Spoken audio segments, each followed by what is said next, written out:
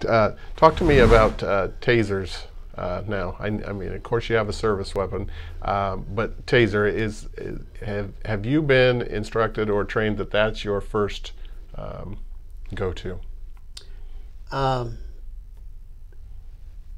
In first go-to it's all circumstantial. I mean, if something is going to threaten an officer's life directly, then obviously that's not going to be our first choice. Our first choice is to protect ourselves, so we'll make the right choice. If somebody, you don't take a taser to a gunfight, Understand? or even a knife fight, really. So if you're presented with a life-threatening situation against yourself or somebody else, you have to make that decision.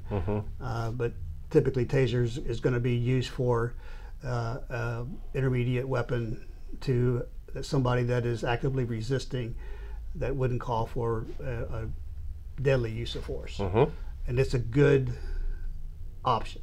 A good tool to have. It's a good tool in your toolbox. And that's what it's about with law enforcement. We like to have all the options and different tools in our toolbox to protect people as well as ourselves. And this does both. Taser does both. I'm a taser instructor, so I get to teach our officers in taser use and training, and we got to do that every 2 years or every year. We got to recertify, but it's a good tool. Back in the day, when I was in Anaheim, they had police nunchucks. No kidding.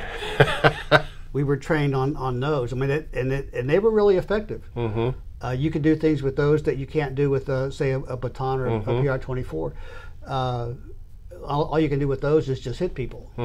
But with the nunchucks, you could manipulate those on somebody's arm or hand or wrist and actually apply some pressure, pain compliance, and get somebody out of a car, get somebody out of a stadium seat that's being unruly at a football game, baseball game, or whatever, or concert. So they were really good, but they didn't catch on big across the country, so they never really, but I still have them in my closet. Now, had I known that, I would have had a set of nunchucks in here so you could have demonstrated. That is neat to me. But yeah.